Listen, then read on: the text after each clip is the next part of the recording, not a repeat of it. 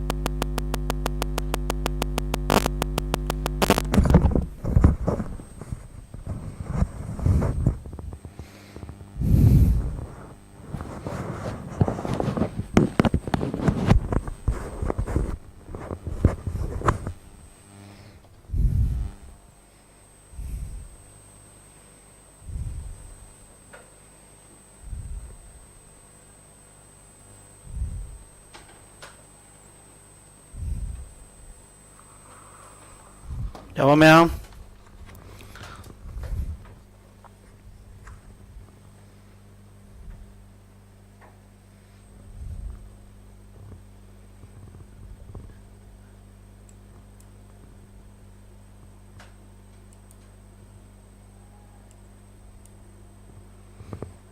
Yarbo. Ready la yarbo mẹ không?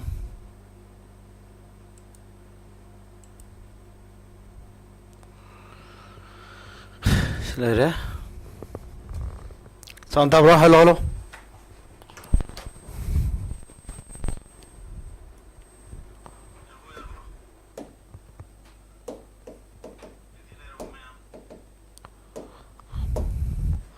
Mes expectation apa? Ini suko. Karigi lag pe itu.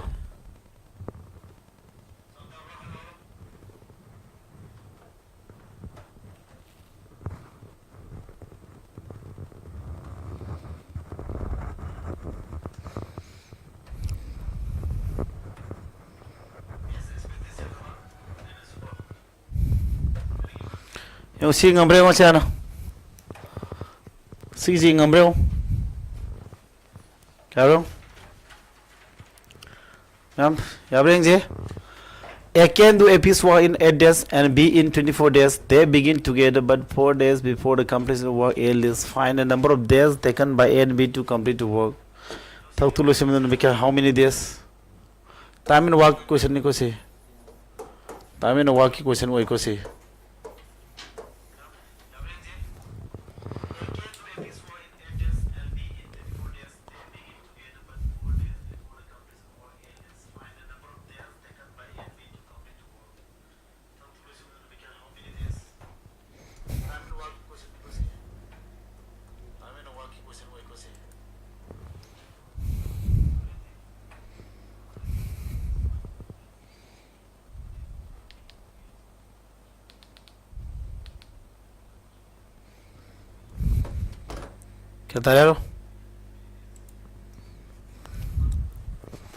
क्या तारे हरो सी किसे हम ना भाई ब्रो ये ना थबम तो उनमें क्या ए देश बी ना क्या 24 days ना था Makoiji LCM method palo LCM kya tare 24 ta adro se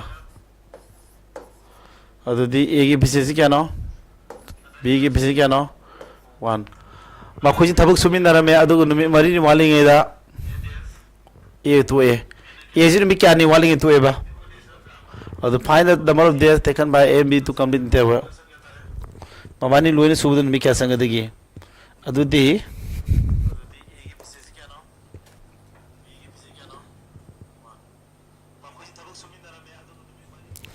Ado Numi Marini Walling at the Toki Venetro Numi Marini Walling Eda easy to Toki Veneva. Ado easy 4 days walling in the Toki with the ma 4 days in the Tabakar Masuduja. 4 days the end, the Suri Tabutucano. No Madaka Subiena. Home Marini, the Mari home to walk Naman Surisi. Mana Marini Walling at the Toki, high business attack for the Mate walks is who we hope they have never. Other detail walks in Mahapsilo. Total works 24 work ni sidai se works ba hapsela di punna 36 wa 36 works ba mani punna sumi ne lo yara tadi mani pullaga di kya no mun si mari mari entho kya tha sa 9 numit ma pani da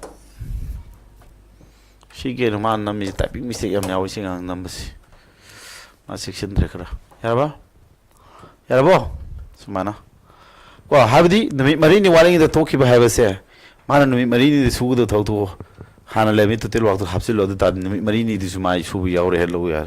You because how the look put a swimming in low yard. The Bavani put a swimming raga. No more the Bavani Sudi Marini at the pull of Tulu with the castle. Yam live trick, you see. Examine the queer attack by characteristic test. What? Yaba? Examine it after 9 necessary. See the Tamna Talabi. Adum matap na foundation base yaw tare hoiti SSC digi hoji exam thari dana si question analysis to buiwane yemo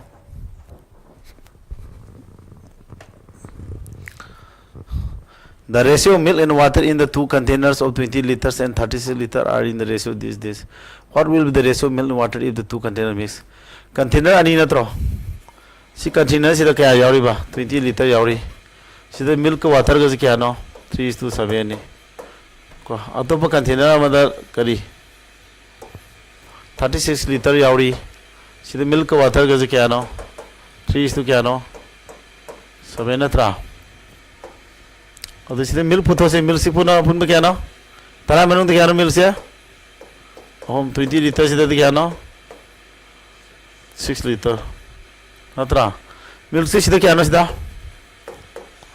Sida milk kya no tara manung kya no 3 natra 36 manung dadi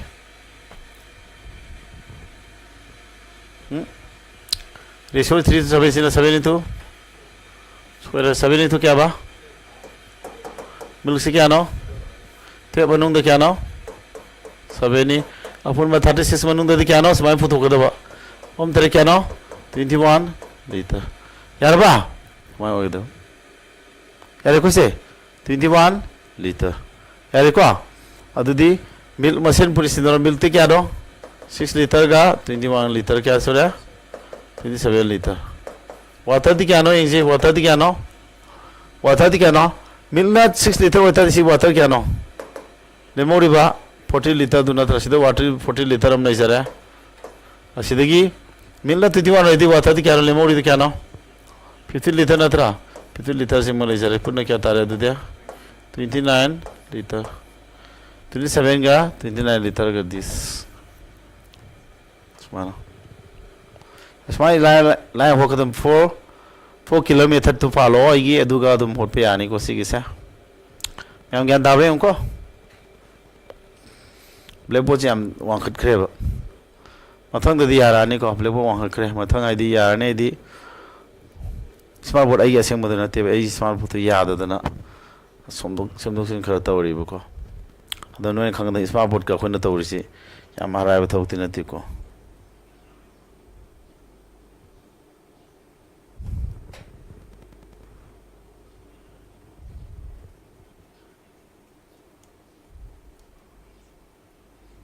apa next sini kya ngamanu Ramu and Mohan can separately complete the work in 10 hours and 16 hours respectively. After working for 2 hours together, more leaves the work.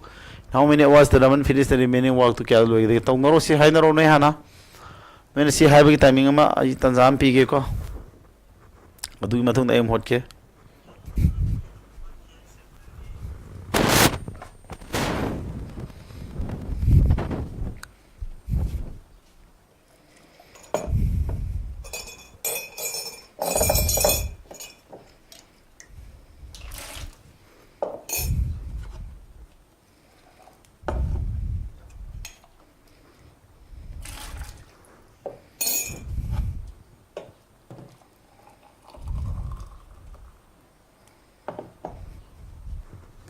¿Qué tal?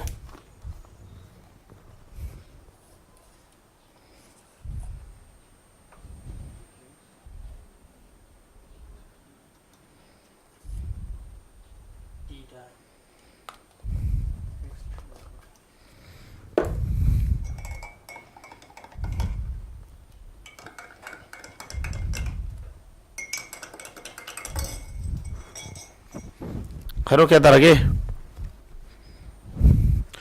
Ramu semuhana tokai sudah mana Ramuna 10 hours amana kari mohana 16 hours natro ko mi ansa hai na be obra di tabe aure e tabe hona re ko pabani si alsam di kata ke 16 ka 10 80 tabra to telwa alsam puto ka thuta re ko 16 yaladi 5 natra sinadi etarba makhoi pungani sumina natra tu awada bamani pung kya suni no pung da suri si efficiency di pung da subu thabo oirani ko matang si dadi amana ni 5 sui pung da amana 5 sui punna kya na sui je 13 pungani dadi 13 adu gumba 26 work su do khrani remaining work to ke doba kana lo singa daba ramuno lo ke daba remaining work can 80 dagi kya su do kraba 20 ga kana is 26 na tro 26 su do kradi kya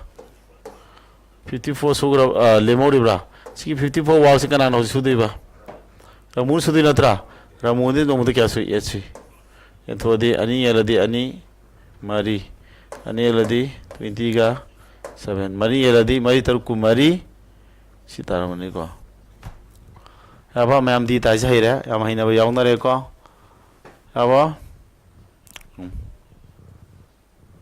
yo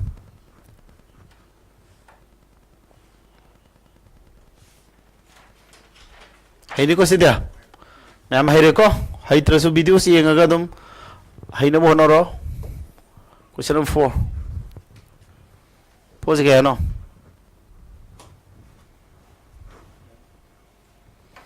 Pose no ito. What is the difference between the compound interest on rupees this for 1 year and compound yearly and compound half yearly? Lupa kya na puthui paisa se 5750 sigi Sahida 16% kaba natro amana sendoi sahi kaba amana sahi tangkai ka taragadi madugi interest ani gi difference to sendoi sahi kaba putho sahi tangkai kaba putho ani du difference putho abani ko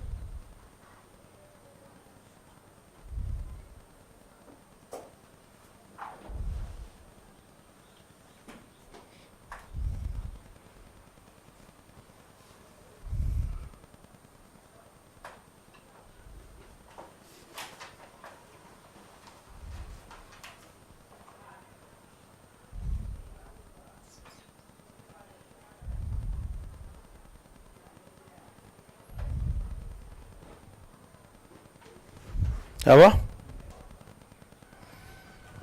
क्या no से P ने क्या लेना सी सही कारण क्या no सही कारण दी रेस से क्या नो yearly ओदी रेस से 16% अद मोइनी हाफ yearly ओता रगदी रेस से 8% अनिर ओइनी को सी के दी 8 plus 8 into 8 by 100 समय लागते ने को अब अल्ता दी क्या तारे सा 16 plus differentiation वो रखते रहो सी सब 16 दी हेली सब से difference वो करने सी की difference पुथो लो या difference पुथो क्या तादी 8 जैसी percent लाने को 8 into 8 100 percentage ऑफ करी लाइन बिलु तो क्या बा 5750 64 by sinatro 5750 kumanga kadi kumanga kulum do mai ma kulum do tare hai ko ma kulum do tare ma kadi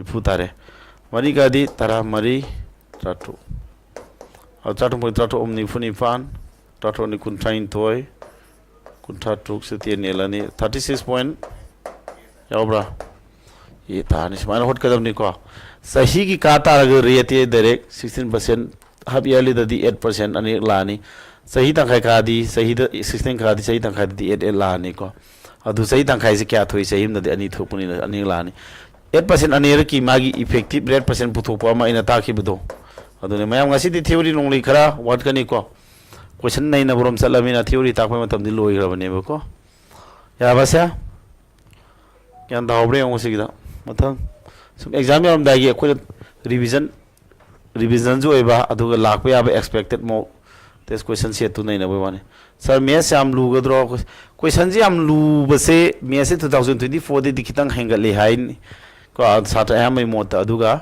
याम का लुबदि ओरे कामदि पाखत कनो होनसे को यो मथंग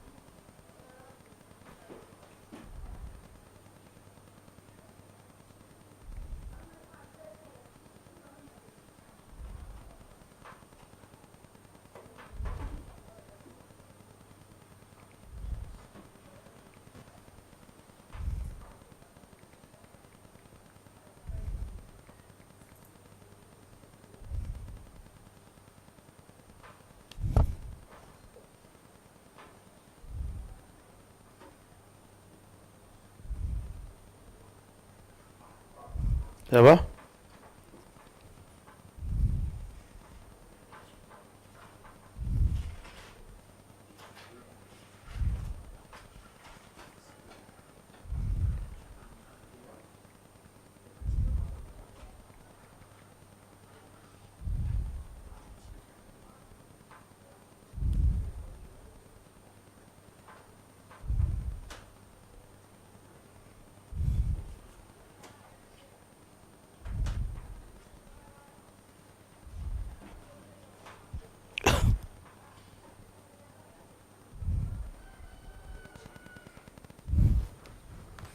हाइनरवा हेरो ताबेउना मी रोहन्ना मागी जर्नी से समान अवसर हम थों खाइदुई अहम पास से 30 किलोमीटर पर आवर दा सेकेंड पास से 40 किलोमीटर पर आवर दा लास्ट पास से 50 किलोमीटर पर आवर दा तवी को फर्स्ट पार्ट सेकेंड पार्ट अमसुंग थर्ड पास को अतार गदी मतांग एवरेज स्पीड पुथोपगी फॉर्मुला दु नोई निसिंगे को एवरेज स्पीड पुथोकेदी total distance to the to TD है निको से to tell distance to the to tell time ने गदम निको to tell time haba total distance kya no piram de distance ko na ma losin do re losin ma matam sida asagi his complete journey in 3 equal part man satu journey ja samana basar thong mati no thok tu na tro si mati amam je nang 30 nang yendori 40 nang yendori hore time puto puto ko 50 nang yendori na tra 30 40 50 yen na ba number du kana no low 30 40 yen na ba di 600 lower se are ko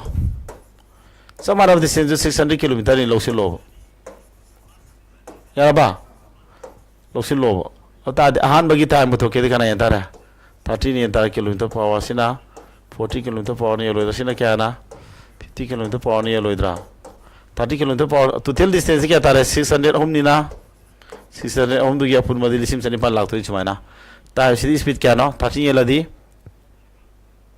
20 daraba 40 yeladi 15 daraba sina 50 yeladi 12 daraba adu di yung si kya tara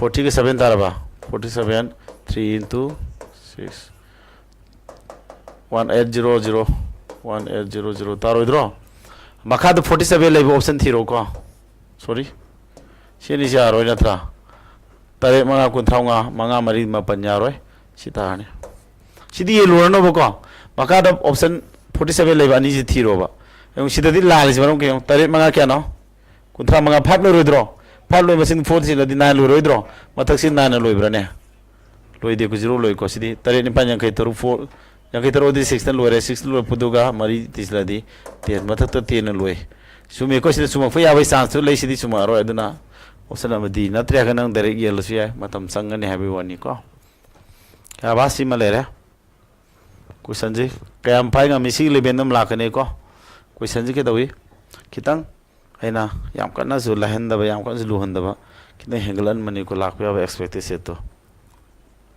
next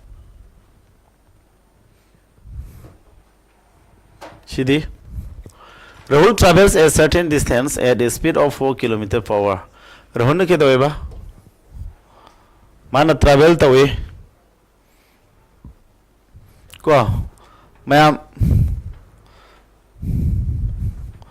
Vision Academy Manipur na chene nama hangam ni ko Vision Academy Manipur haba YouTube channel na mahangam ni ko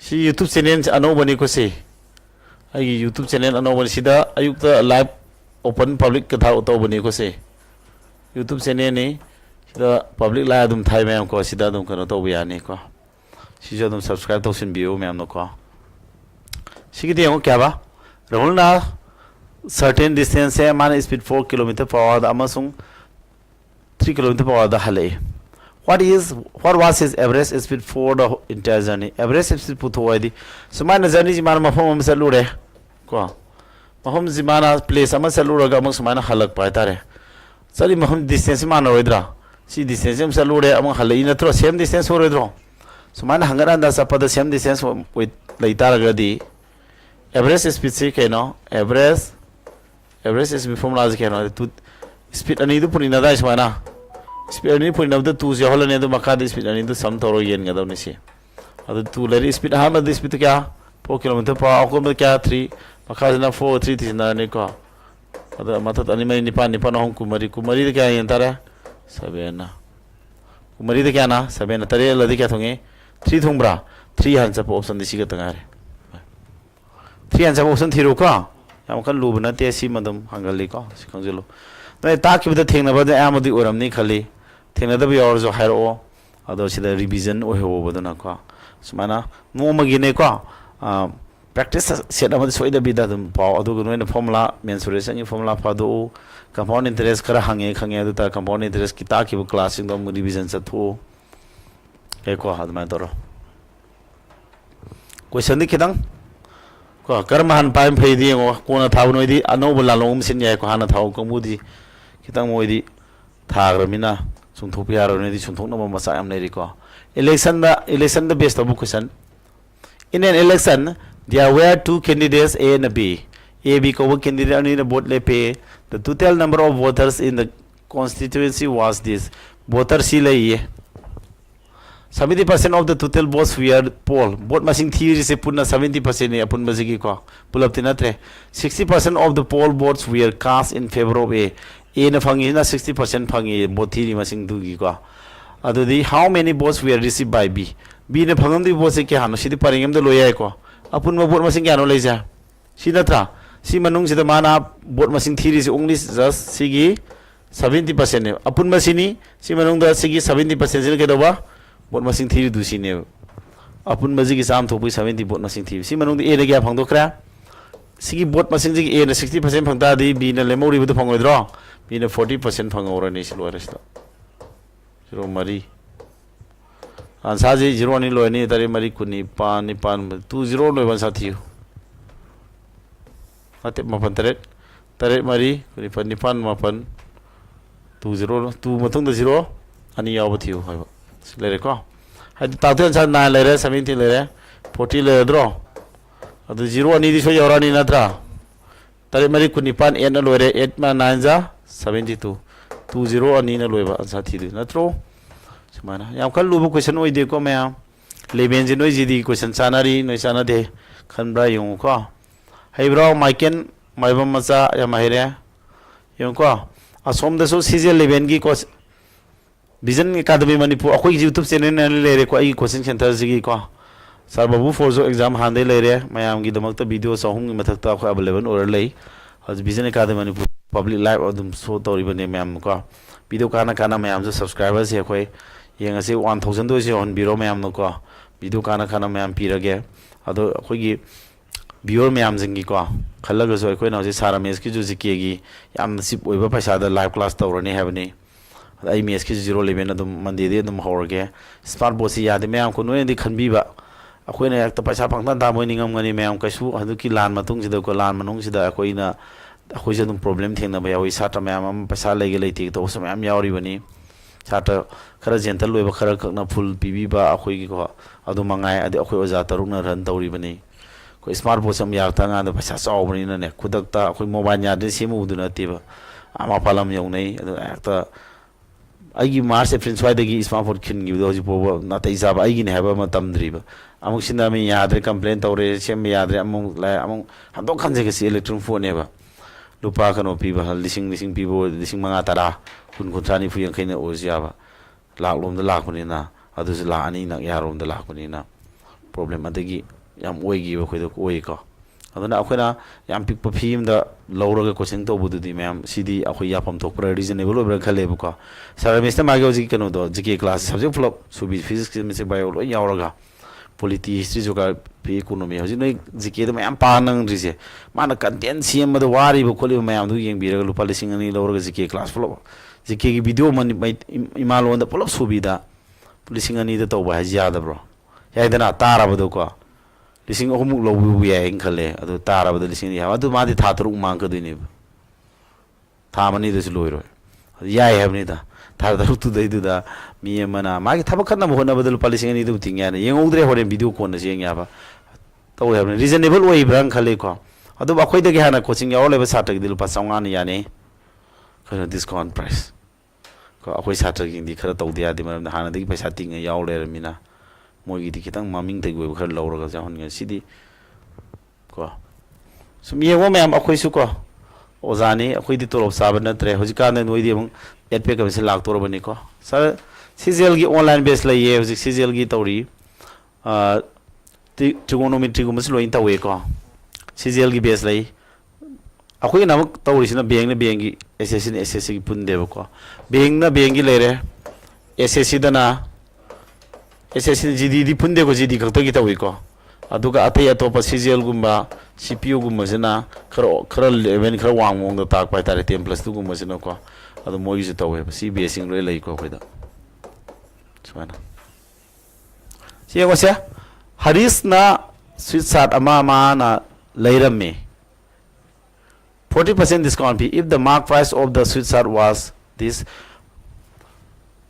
lupa su piba po dia tu tak kya lei du no ha bu sama ne kya not pi discount ja ha 40% atra sidi kya mana re khwan nak na boda lising hong mana dra Lising home zigi 40% discount pay 60% yola moidra. Lupa kya no? Lising amaga 75 natra. Tadi si bilu si aku nak kita henggan na lori natro. One kata ni henggali si. Ado si bilu si orang mati ke doktor ya. Si kita henggan rap toro idra. Aku nak si loro hot pada ni si tahu si. Si loro hot mana si kita henggan apa? Si kita henggan apa? Lising mas seni pan kita henggan apa dia no? Lising mas si yaro lising seni pan heli yaro. Taro idro. Hari kau ya. Yang kan nasi dah point dah gaya ni leh rudi. Karena dia have ni logic tu. Satra sing ni khang dah bin hotu ni me. Ay dari pisar. Isarna PBSP formula tu sih natra kaya na toro ke hotu ni ba. 100 minus discount by 100 kaya na. Bah hola gadi situ. Semai tahu di point jawar ni kakna yaro ya. Memang understand tahu biu ba ini aja ko. 60% of this lah ni. Natra. Adi mana itu. Point matu tu fall lagi usu tani hari. Option trick po yai. Terus mau banyak kamera ni natro. Point lu ini ba makada tiani lah ni tiani yang benda tiani lah mina point matung digit amat hamniam natra. Point matung lagi digit kan nasi phone o phone o. Si zero si hap aja hap tu siapa phone ni ko. Semana option trick terus si ayam yare ko. Memang gila. Option 3 deh sabina में हम जले mic करम बगिनो. Saya gila. Karena aku sangin me am habiro ko. Option 3 deh sabina में हम जले. Oh sih kisah. Oh sumangani mah haji. Good. Ko. Mr. D ko. Pare yang tahu yang mana ko. The volumes of two cos ingkali ini he. Nani. Listening. Jawab me.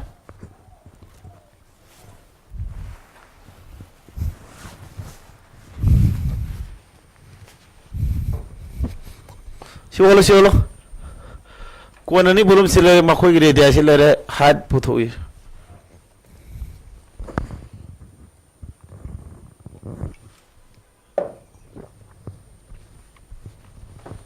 Ha. Kuan ni belum si ready ay reso kaya. Had kira supo to kuan ni belum. Kuan gi belum reso do. Mai belum reso dis mala odra. Belum reso di Bolum 1 haragi sini bolum 2 haragi. Kon bolum lesi 1/3 pi r square hisla oidro. Sina kon 1 ina r1 haragi sini is 1 haragi. Kon number 2 sina kon number 2 gi kon number 1 gi orasi ko. 1/3 pi sina r2 haragi. R2 height 2 haragi. Yara ba. Si ani sini gi bolum leso tu kya ni pirami ba. 3/2 ni piram manatro. Sila 3:2 aja 3/2 ni have sama. 1/3 kan yaad ro. Pi bukan yaad ro. Ada di kelas R1 sin R2 lah ba. Sigi square le ko. Height 1/height 2. Apa sah? Si kira mana di ba? 3 kya? Tu na terasa. Kairu putu aja. Hai kira sio putu tu na tro. Ada di Hai kiri soji kaya tara 3/2 lesi karan zakiro R2 mathakta pakadan R1 natra mogi square laktu natro hain karan lakada du khango adu tadi 3/2 R2 di kana no R2 du 4 ni ko 4 square R1 di kana no 3 square kare ko kasan ro adu di 3 ko 2 na smai tor kakna dras to usise 4 square 3 into 60 like ko 2 into 9 like ko 3 ka di 3 2 ka di 8 ada 8/3 ada 8 is to 3 taras man hai gidre ho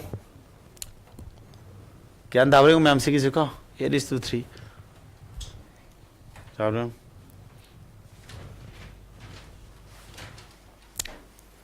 smart kani ko mathang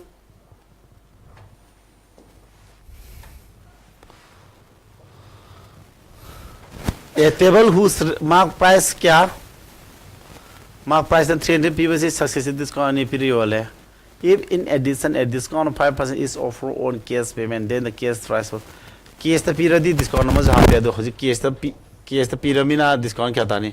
Lupa some people do ham discount 20% Tadikalani, 80% Yolani, 10% Taradica Yolani, 90% Yolani, and the Ama 5% Tadica Yolani, 85%, 85% Yolani, Adicata sing as he.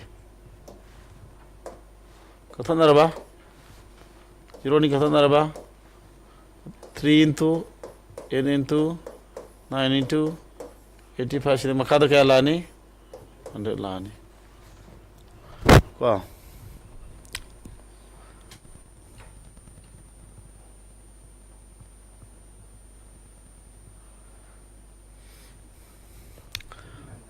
हाँ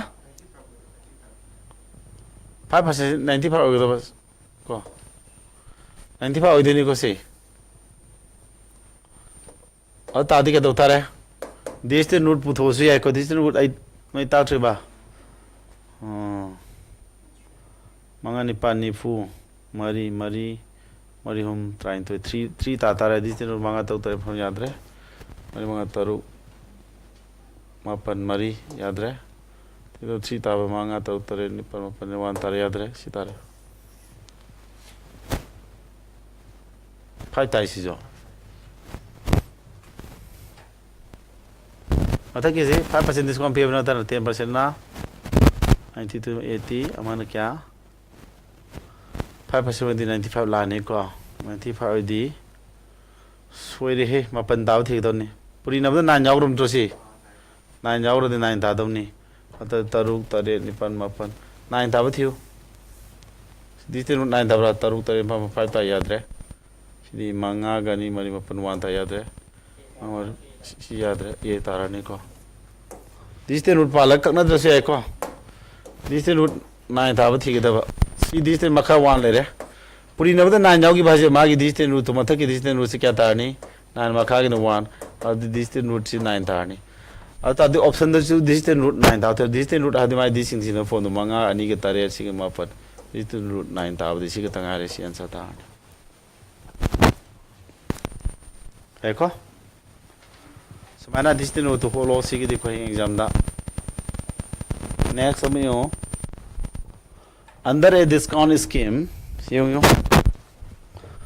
after allowing a discount of 20%, there is still again 20% तारा पाव के दो है ना.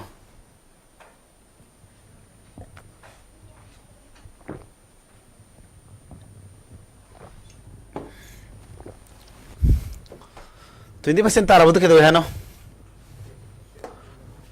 क्या तोंग रहे Riba 10% तोंगी the mark price is 5% more than the अदुदी mark price का CP का ने ratio अमले को ममाने सी फॉर्मूला फांग दबा mark price तना तोंग का ना 100 plus gain percent अदु CP ना 100 minus discount percent है फॉर्मूला अमले अदुदी mark price साम द 10% तोंग दी साम तरा लाभा discount दी साम द क्या ना 20 तार दी 80 लाभा अदु निपान द 11 है हम तोंग बा Therefore, निपान के दोतार है हम मोदी साम दती क्या लाने हाँ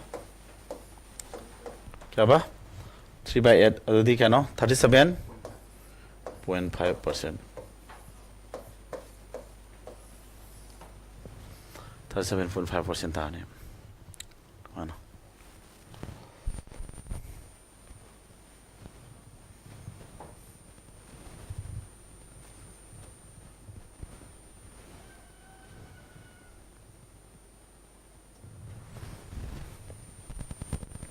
Ada belum kau?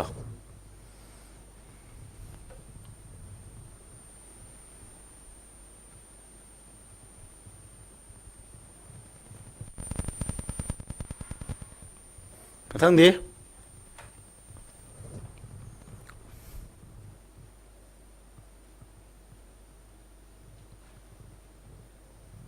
Hai ko siya? Kanay ko? 37.5 percentage की इसी की फ्रैक्शन बिलू तो फजल फजल का next Atif started his journey हाइदोरंगनी at a speed of 60 km per hour हुरा मजना 30 minutes तक पुलिस न मादो Tanare, but a speed of 80 km per hour. How much time will the police take to catch the chief from the father matam? Kaya sanga the gay kind. Lubaman bra. Ramana 60 km pung the caseleno. 60 km per hour na tro. Pung the man sells cano, 60 km na tro. The 30 minutes the casella money. Pung the 60 chile Ramado 30 minutes the punkai the casella money. 30 km chelo draw. Pung the 60 chela the punkai the 60 km chelani. See sang you Ramado lapo legre. Tip to see the labor.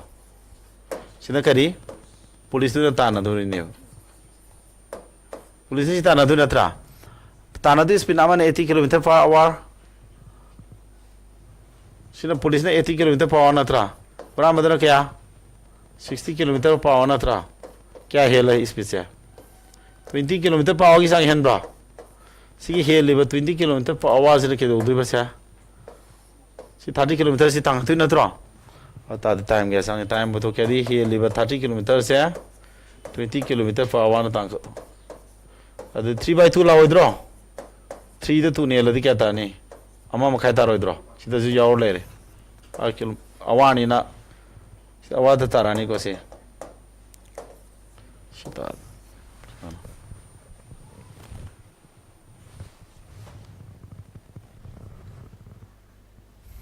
Apa? Yang tahu my bum Mike and my bum saya mere.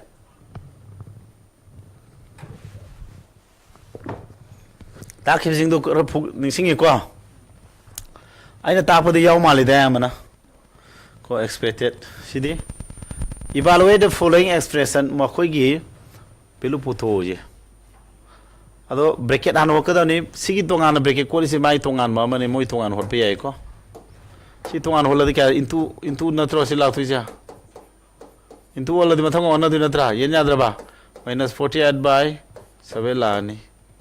Yen wa si jaga je tongan hola si sian hola de minus 2 minus kari minus plus होले plus 2 by 7 lakh pra क्या लाया दे देशा तारे अनित्राम नी plus क्या तुलाबा क्या तारे minus 2 by 7 तासी जगह सी तारे ही बसी काम के दो तारे सी का पूरी ना दे minus पूरी ना दे ना तो minus 4 by 5 कम minus क्या बात 2 by 7 पूरी ना दो नहीं minus plus लाने को अदर दी 48 by क्या 35 था वो कौन याद रह दिया अदु सी ये नबत अगर 48 by क्या बा 35 लाने अदु तादी सी अंक जी minus 48 by 7 लाने into है रमथम का ओनर इधरो 48 करना रे 1 तारे 7 सी का दी 5 तारे अदु minus 5 तादरो minus 5 ताने इसमें होट कर दबा यूम दसु नुति की सिंप्लिफिकेशन नोने अंक दगा क्वेश्चन तरा का जीरा लाई हो जा ब्रंग खले को हंद की एग्जाम से कितंग लुखत ले है तारगसु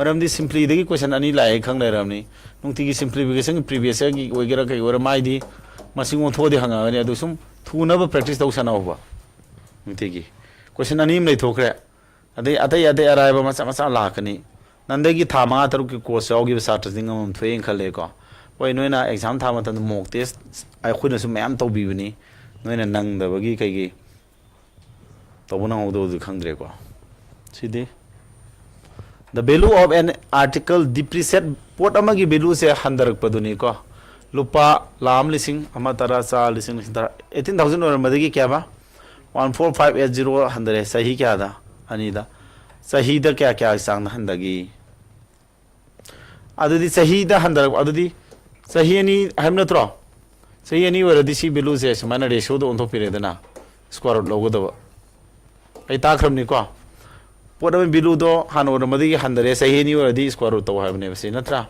Catara there? Anigadi Anita Red Smatarabayon Square to Inatra, she did 30 Shilikia 7 to 90 27 at draw.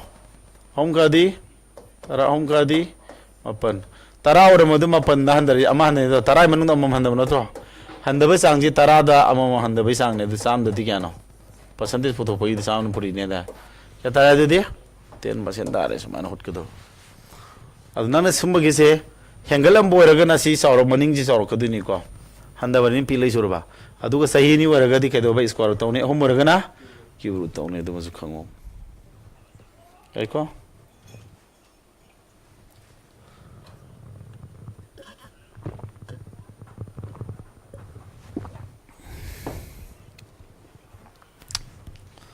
yarabo ma'am ज्ञान tabiribo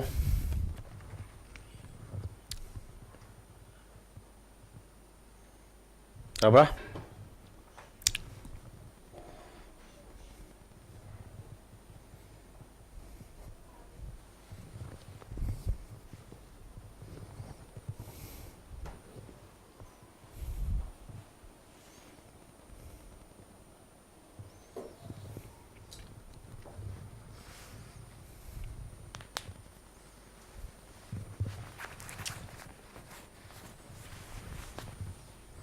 apa sih?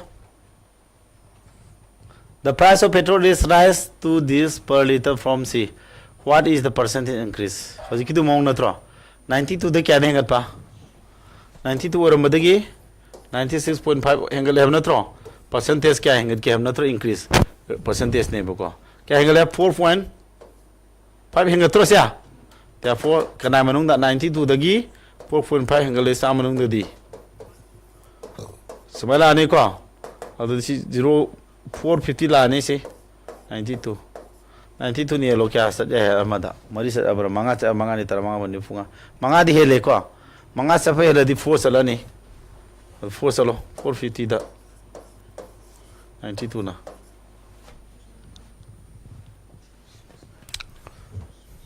titinu tambiura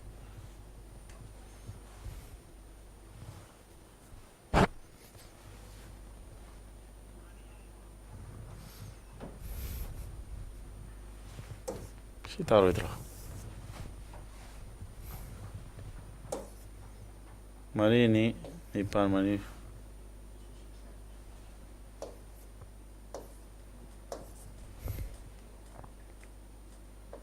kano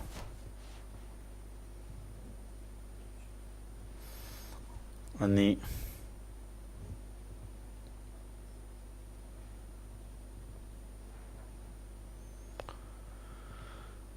nine se kani yang itu saja deh. Jadi tu par biar di situ. Makasih tu dah. Punya orang penin ekaret orang tak benin nanya. Sabsa ni yang ada benin vera kani buka. Apa?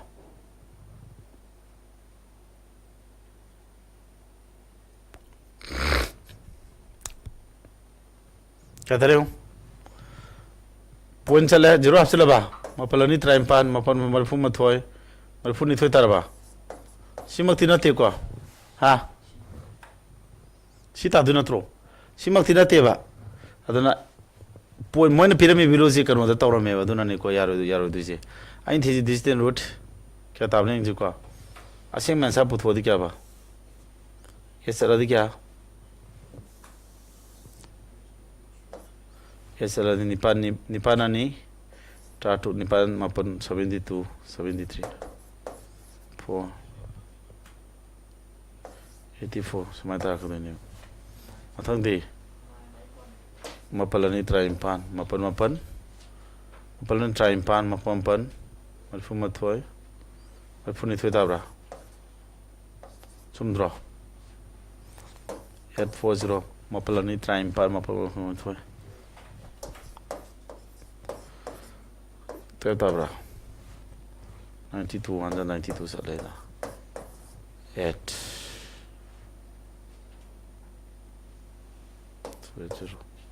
lo bana right di mayam la khani ko ro bam la khani do disnuti panya eba ko disnut panya di havdina tab imune disnut parme niom leibam si disnut se 9 tarakani ko akhari tu tabra athana 9 tabra Akaji one thani the pam produce क्या था रे मतलब सी digital root क्या था रे nine मकान क्या one अदि नाइन था रे उधर डिजिटल रूट नाइन था वो थिर कर दी नहीं बा तब वो तो माँ ची पिरामिड असेंग बिलू नते दना डिजिटल रूट नाइन था वो खुदी मुन अंसार वो नहीं हफ्ते नते वो को डिजिटल रूट पुतो कोई दिया है तो डिजिटल रूट नाइन था रे अदो माँ पिरामिड पोसी जो असेंग बिलू दिन नते अप्रोक्सीमेशन नहीं दना असुमा मातांग जाते mathang kha leba matang da root pan badi yai question makha di fo leba ko approximation the piram answer ne adu tar di distant root to am yade ko option the makha pole ko aduna sumba da kitang section ga dawni aina pali sum de have na te sum me ko distant root se ke dora 9 ta ba khudi na sa di na te hai da ne distant root ta kan da se te ko 13 sina kya ta ni distant root 3 sina 4 kya ta 27 ta bra 20 ka 5 ta bra distant root 7 ta bra sia si jo ani sina 7 ta ro dro sum dro oi ke ka distant root 7 ta re distant root 7 ta ban sa oi ni hai re khala je ba si ju distant root 7 ta dro si dian sa oi ya da bra ya de ya bra distant root 7 ta ba khudi mun sa oi ni am na ta ba an sa oi di distant root 7 ta ba am khak ni ha ba wa ne ba ai ko na smile re mathang si kholo ko ki do the third proportion putok pe ki do ba si jo ma hangi hai nan hang bu do ko nan hang bu do smaina lai ko adu hai ge akoi mo dis ko toro ha mani le da ne adu trying to home trying to ani ka di time pa no kya no mi asin no sum na ma no je hang bu do kyam lui hai bara hai na bra kai hai lui hai na bra kai har ke har pra sip makha di pole yam kan lu di oi de da to an thedi pode di kinang di hengal na tra mana x amasung sida number am pyramid ko te ki my third proportion ji 15 ni find x ka so ma si tar si hangi ha ba si ju third proportion ni ko x amasung number am le re ma bani ki third proportion pi thom ba x to hang ba sina masing ani pi to third proportion hang ni dana sina third proportion pi daga masing ani de manung da amal lol hang ba si hang re si type si ju hangba ya poti oidro mana si hangre habni da si type ain to je praman gi wari ni ko sumana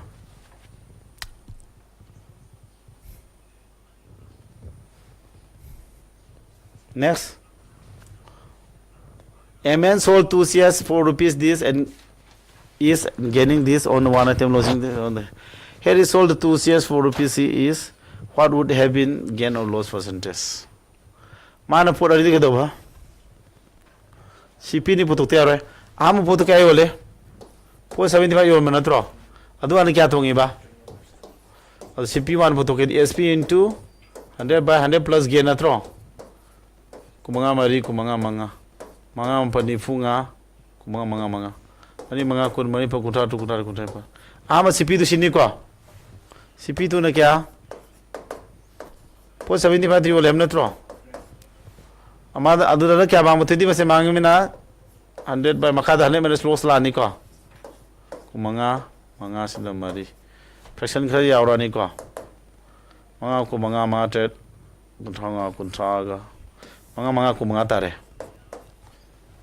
manga thread manga ko manga ma tu kunthanga kuntha tet ong pure ko amari kun kulum da sida phone yen na tra mari manga kuntha tet mai pa kuntha taru traunga mari hom trying to contra the 75 par yes cp ni khangadra adu cp ni tu pula kya tha hai to tel cp da 380 amana kya 593.75 natra 0.75 sina kya 37973 natra cp ni da sundro adu mara ji pot ani du kya di olab dham natra to tel sp puthone 5753 already SP ni tu kya tara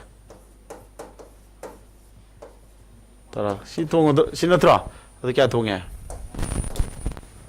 tu dia atom gen putho ya dra si gen putho ya ro dra adu gen percent putho ya ni smai hol mai ken mai bam sa khalu hai bra kam khalu no sen noi yam kitang de lu khale ko to si aina hum khang ba da noi na hai ba da su satam yam na hai na ko ma tu ina are ko se no na khanga da ba se si putho no to zero ko again putho ma tu na again ba se putho anka sina time consuming to sini suma question ama yaro ko da ne ba adum no na anka je adum lu ba sing ne ba kitang lu khat ba sing ne ba duna suma se si anka si matam sang do mali khaladi yum da gi to ina le para le ba mi duna ta khudi mak to loina thengna ra sakhi boi ta di si matam khar sang do mali haradi suma ji ko na attempt to no hona ga do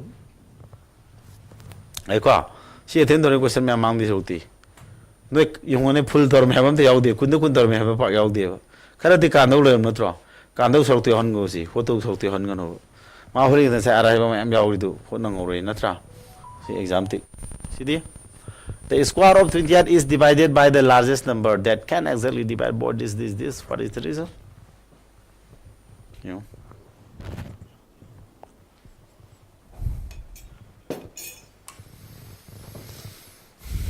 kemana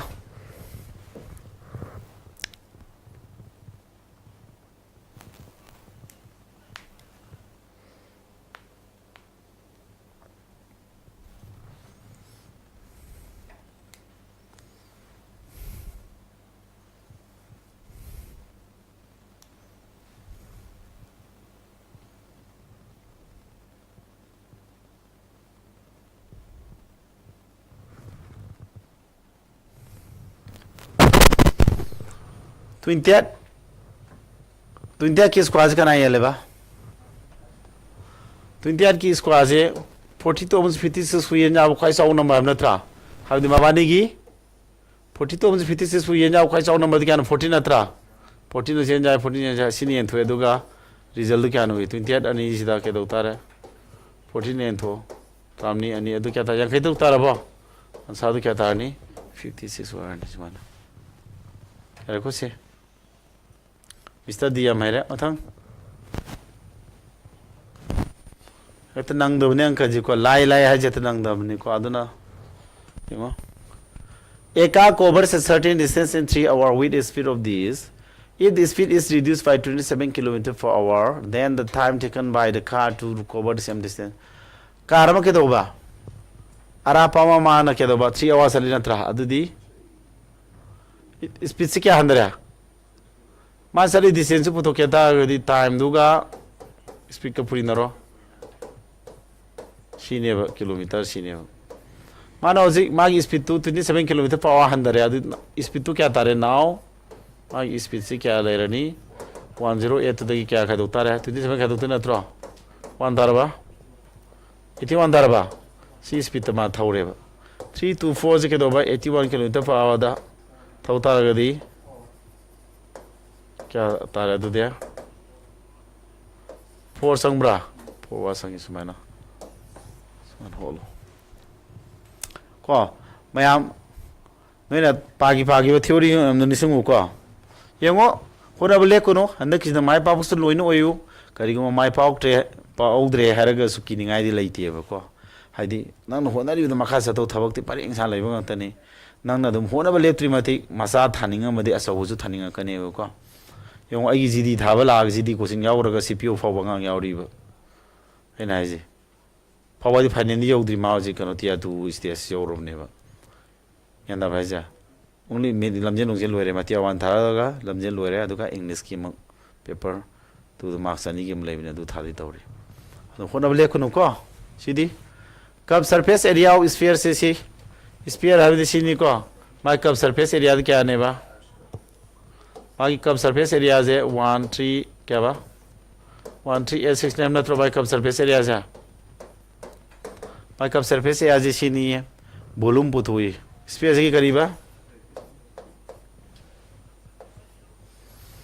space करीब पुत है ना volume पुत हो नत्रो my volume पुत क्या दी radius खंग दिया रो नत्रो 4/3 पाई are cube नत्रो are खंग दे याद है बा कब सरफेस या फिर मजदी कब सरफेस करी माने बा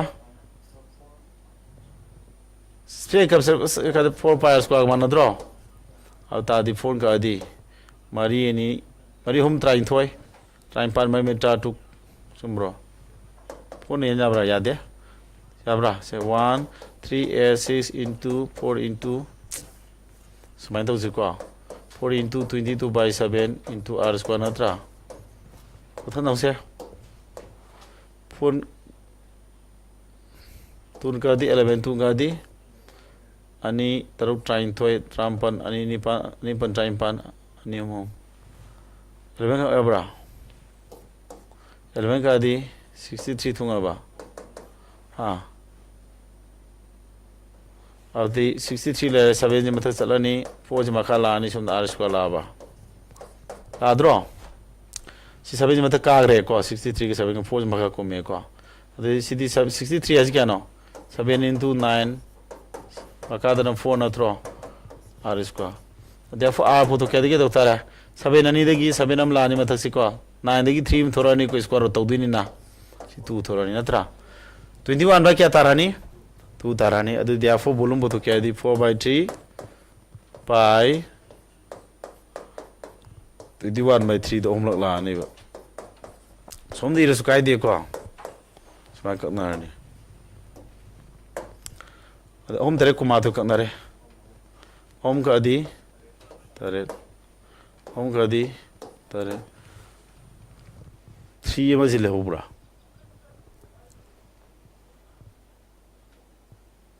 ले हो दबरा ले हो का 21/2 ना तो इन्हें इरिजा very funny नी ने 4/3 pi दी सी 22/7 आदि 21/2 हम लोग नत्रो काले 3 नो इरिदु नत्रा अदे हम तेरे को माथो कनरबा कनरे को अनि नि मरी का अनि का दि क्या तारा माथो 21 इसको आदि 4 1 नत्रा अरे मैंने अंदर नत्रा सीधी नहीं तो जरो अदे 1 मरी का मगदि मंगा निपान 4 8 5 1 सी बी दारे डायरेक्ट फॉर्मूला बेस तो क्वेश्चन ने को मैम सिदी लाइव रा अदो शिफ्ट सि नंग न सुम येंग मतमदा सिक्स शिफ्ट तो नोइन हाइबा क्या मुक्ति याविन खाली हपे तरा मु खुंगम दो मानब्रा नोइ वखंदा हा मानदब्रा नमनिदा अदो ngamni हाइरु पोसे हेंगने एग्जाम मतम नंग दे प्रॉब्लम लाखन अदो आइना नोइ तोहनिंग बसे मोक टेस्ट सम खरा तौर लयो हजिसे सुक्सय सोइदबिदा हजिकी नोइगी हजि एग्जाम थादब खंबुगी जीडी की को नहीं तो दूसरे नोमगी ने reasoning the name the timer था सनो को हम सीरियस होई को टाइमर द 20 मिनट्स था दबा आइदी 18 मिनट्स बु थानिंग मनी को 20 मिनट्स थारो अदु को सिदै तंग क्वेश्चन 18 19 18 to 20 चुम न होनो को 18 दे ता दना होनो दबा अदु नुंती गी नंग एग्जाम थादे बसुम तौ सनो नोमगी ngam मदे अनि रिपोर्ट तौ याई को सिगी ममांगी ओबीसी करो मार्क्स से 80 के समथिंग होई देने हां अदु मोति कावरे नियति यंग दिखाने माने जीडी द बेस्ट तबु question ngakta ne aina ji thoi do mock test semini expected ko so reasoning na sumaina mock test tawro adagi mathematics su mayam ko noina ne set amom ko set amom tonga na tau sana jai ko one question set ku tau sano math ki tongan pa ge no amuk tang na mock test tawgira full mock test tau sana gera ko adagi math ki su mock test 25 minutes ko tharo adu question tara de ta dano ko 10 plus hot ngamre ngoba abra adu english ki sungai vocabulary in tai du bawda pa haningi adu vocabulary se de 31 ba mi yaure sana di ga habi yaw adu khang de bado ai question mari manga di kam se la phom di thokran khale ko pa bado khupa lei ba pa re har ga khoi manung thini yaw do mi di yaroi ko adu english am kan lu ba sing du di hanei ko adu yengo GKJD पाक साउबनी ने नोइन अनो भोंबा पारो नाना पागी दि revise तोरो सलो खो हौजिति mock test P बिजना खै faba अखोइना नोइदा ताखि बिजना ताखिबो मयाम the नोइ marks Sama इराला योंगनो question याउरबने याउ इन खले 80 question मनुंग जिदा 50 question जी सी फजन सुमन ngam ता नोइ थबक खन्दुइने अदो नंग रेगा सस सा क्वेश्चन दो हम द तोरमे मेस लाइदि लाइन खम्मा मयाम याउ हो नंग औदे हाबो गुम्बा अदु दिकाना देबा को GS to the Ampado, Kaduna Mayam GS, Messi Kara Hinagi made the Pare, GSK to class Tauri, the Meski to extra class of them, how Doroman, Zero Lebengi class of the young people Bazeta, Aduna, GD, Matan says like Toledana, Adunaka not over here, very nice. She is singing very nice. Adocomato, Harico, Rosilasi.